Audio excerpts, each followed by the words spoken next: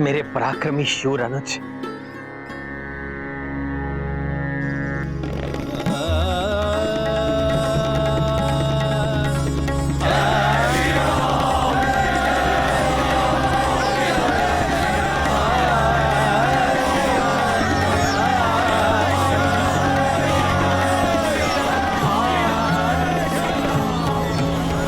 तुम्हें ये जानकर बहुत प्रसन्नता होगी लक्ष्मण कि तुम्हारी भाभी मां जीवित है।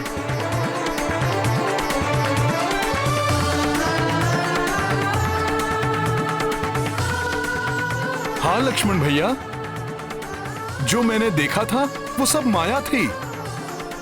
माता पूर्णतः स्वस्थ और सकुशल हैं।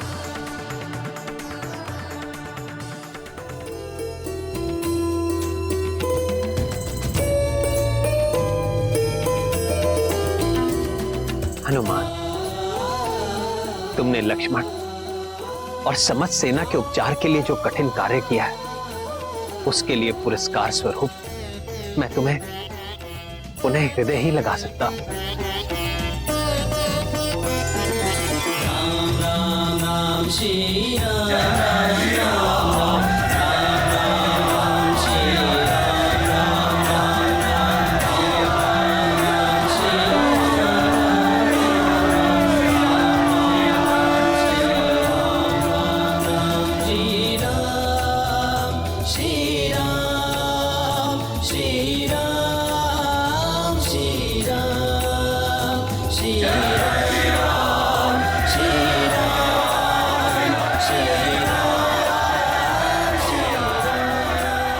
प्रभु, आप बारंबार मुझे इन कार्यों का श्रेय देते हैं, परंतु हनुमान जो भी कर पाता है वो आप ही की महिमा का तो परिणाम है प्रभु।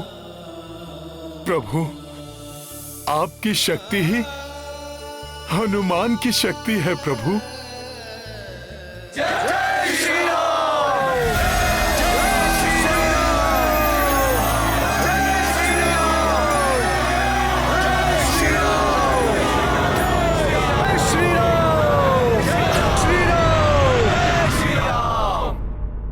ये स्वप्न है या सत्य है? नहीं, स्वप्न ही होगा।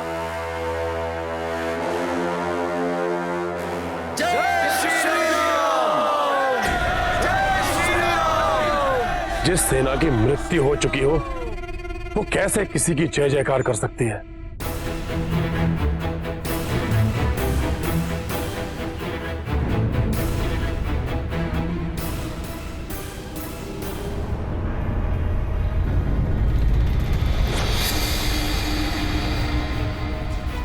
इसका अर्थ है काल नेमी असफल हुआ। पिताश्री, मेरे दिव्यास्त्र से कोई कैसे अपनी रक्षा कर सकता है? बड़े विचित्र हैं वो वानर, हर बार बच जाते हैं और प्रत्येक बार हमें पराजित होना पड़ा। कहीं ये तो बस, मूर्खतापूर्ण प्रश्न पूछना बंद करो मेघनाथ।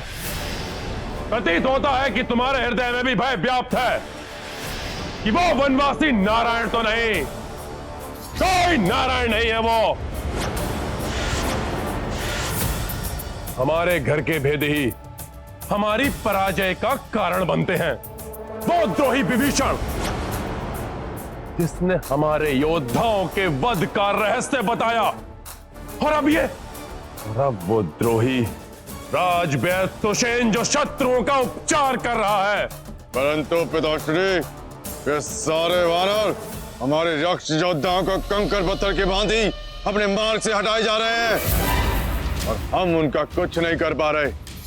अब हमें हमारी विजय सुनिश्चित करने हैं तो अत्यंत प्रभावी युक्ति अपनानी होगी। इस पर भी मैं विचार कर चुका हूं पुत्र। माता निकुंभला के महायज्ञ से अधिक प्रभावशाली और कुछ नहीं हो सकता। महायज्ञ के पश्चात तुम माता निकुंभला से ऐसी शक्ति प्राप्त कर सकते हो जो माता पार्वती ने कार्तिकेय को दी थी। ऐसी परम शक्ति जो उस वनवासी को ही नहीं, उसकी संपूर्ण सेना को नष्ट कर देगी।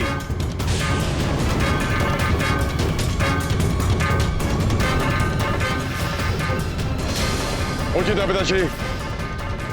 यदि यही एकमात्र उपाय है तो मैं 8 प्रहर में पूर्ण होने वाले माता निकुंभला के महायज्ञ को पूर्ण करूंगा। परंतु इस महायज्ञ के समय पर तो अस्त्र उठाना भी वर्जित है, फिर युद्ध। अब एक क्षण का विलंब किए बिना हम भाभी को उस मायावी राक्षस से मुक्त कराना चाहिए। नहीं होगा युद्ध जब तक तुम्हारा महायज्ञ समाप्त नहीं हो जाता। कोई युद्ध नहीं होगा। यदि हमारी ओर से कोई भी युद्ध भूमि में नहीं गया तो मर्यादा का गुणगान करने वाला वो वनवासी अपने किसी भी योद्धा को हमारी ओर नहीं बढ़ने देगा। निश्चिंत रहो मेघनाथ, तुम जाओ, संपूर्ण करो अपना महायज्ञ। परंतु लंकेश, यदि यज्ञ में शत्रु विघ्न डालने पहुंच गए तो? कैसे पहुंचेंगे वो? मेघनाथ ये यज्ञ सुरक्षित और दुर्गम महानिकुंभला पर्वत पर करेगा, जहां आकाश मार्ग से भी नहीं पहुंचा जा सकता और पाताल मार्ग मेरे और मेघनाथ के सिवाय किसी को ज्ञात नहीं।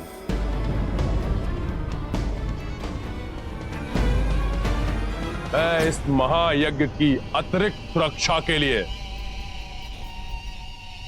अति मायावी, महाशक्तिशाली चतुर्स्तंभ अस्त्रों को नियुक्त करूंगा।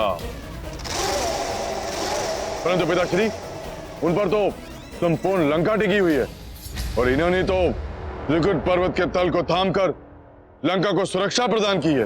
वर्तमान समय में लंका की सुरक्षा तुम्हारे यज्ञ को सुरक्षित करने से ही होगी, जिसके पूर्ण होते ही तुम अजय बनकर उस वनवासी और उसके अनुज सहित संपूर्ण वानरों का संहार करोगे और इस लंका को संकट से उबारोगे मेरे पुत्र।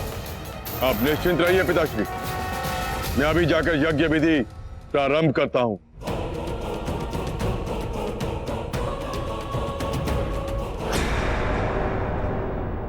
शत्रुओं के शिविर में अपने गुप्तचर स्थित करो, जो मुझे वहां होने वाले प्रत्येक क्रियाकलाप की सूचना दे सके।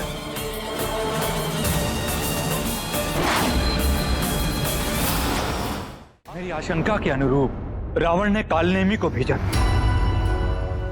और अब उसकी मृत्यु के पश्चात रावण किसी और भी बड़ी भयंकर योजना का निर्माण कर रहा होगा।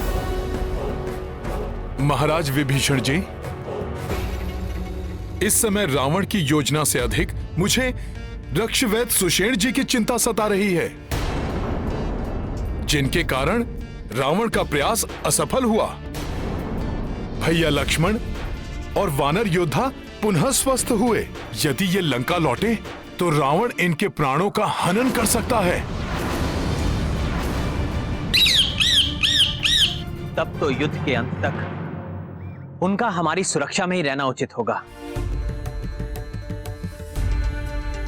आपको शत शत प्रणाम प्रभु। मुझसे जो भी संभव सहायता हो पाएगी मैं आपकी सहायता अवश्य करूंगा। शिरोमणि सुषेण जी, आपने पूर्व में ही हमारी बहुत सहायता की है। दुष्ट मेघनाथ ने अनुज लक्ष्मण पर वार करके मेरे हृदय पर आघात किया था। भैया, अब वो मेघनाथ जब भी युद्ध के लिए आएगा, मैं अपने बाणों से उसका संहार कर उस मायावी को उचित दंड दूंगा।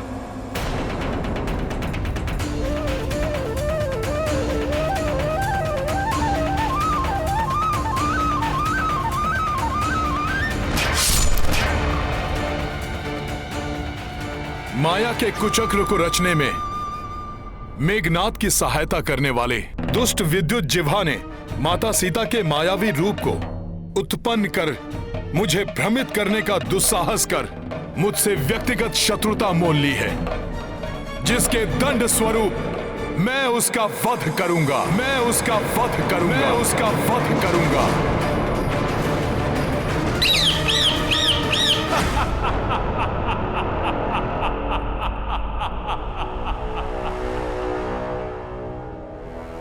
अर्थात उस तुच्छ वानर ने विद्युत जीवा का वध करने की शपथ ली है।